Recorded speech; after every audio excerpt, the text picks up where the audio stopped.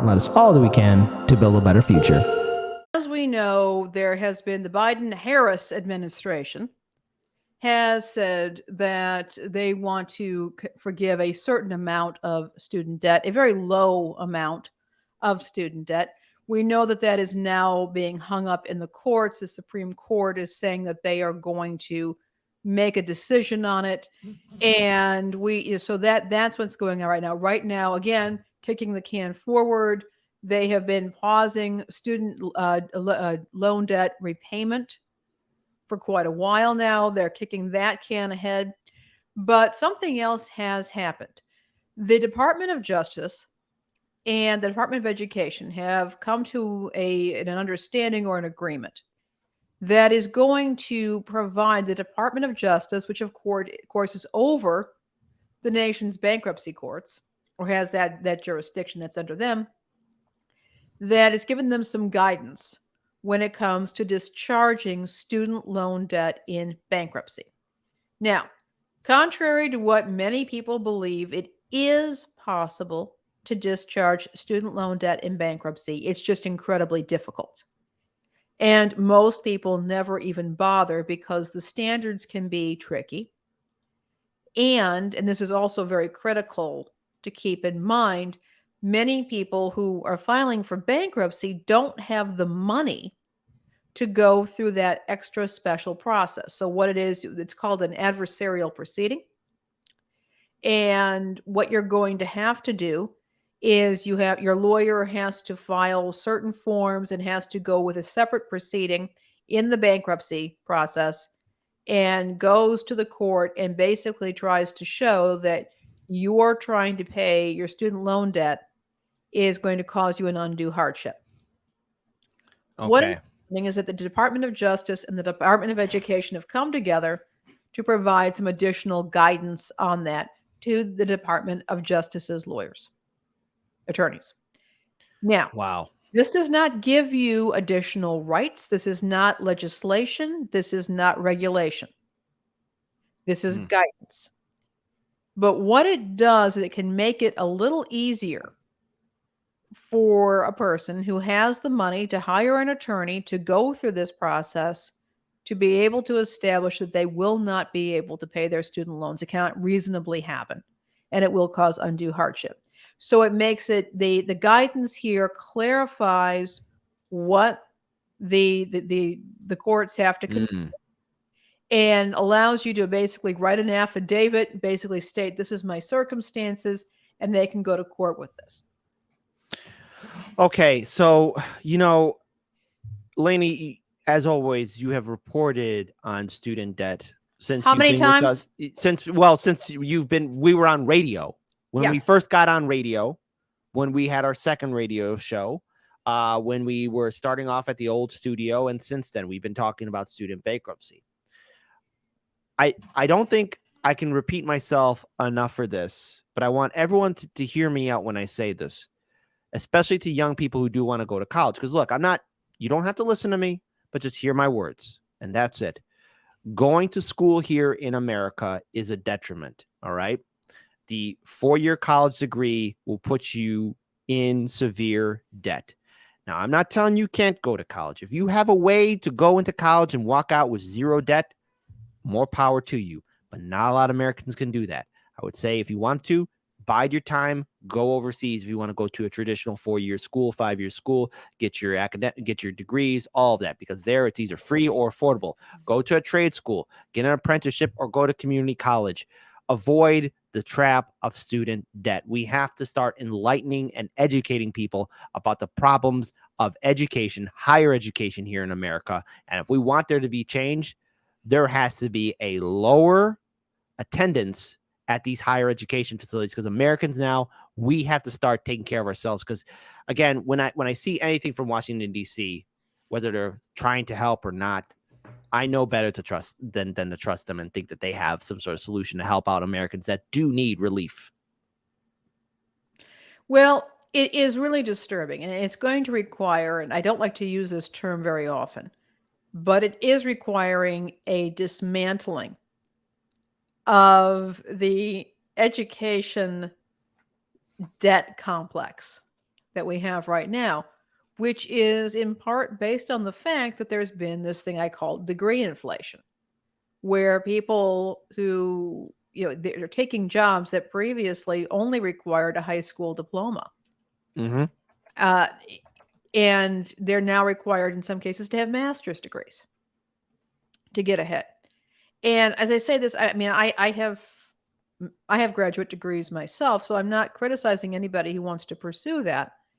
But when people are telling you, if you want to get ahead, if you want to make a decent wage, you want to make a decent salary, make a life for yourself, you have to have a bachelor's degree. You have to have a master's degree. It turns into a racket.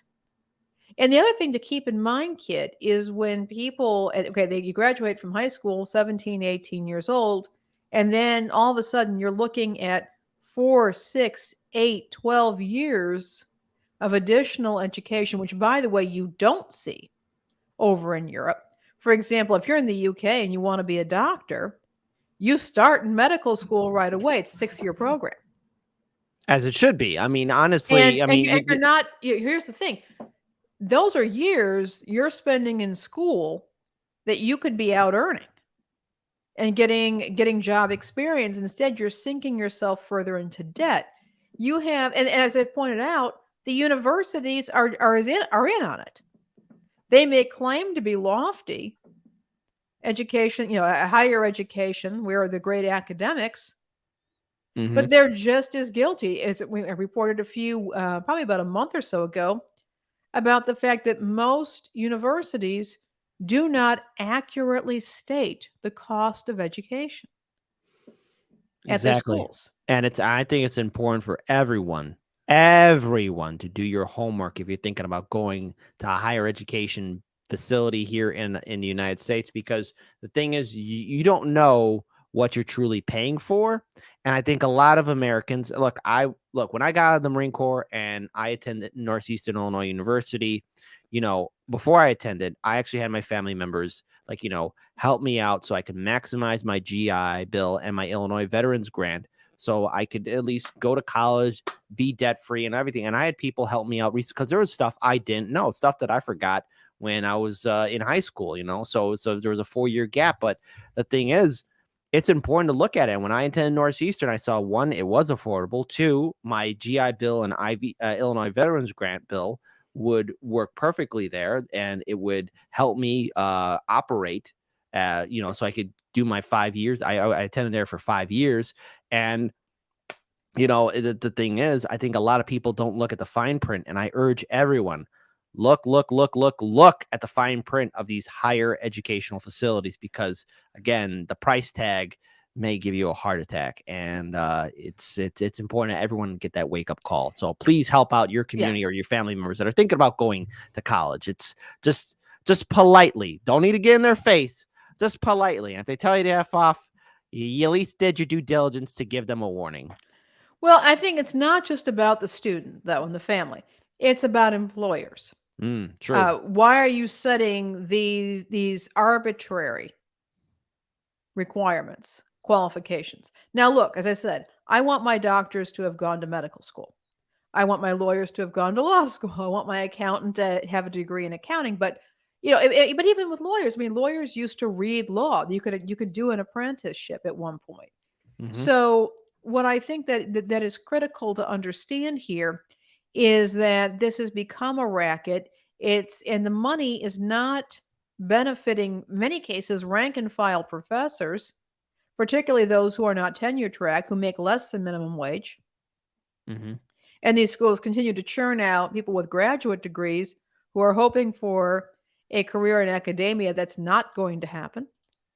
And it's not good for families or students. And when it comes down to it, if you're an employer, wouldn't you rather bring in some fresh young person?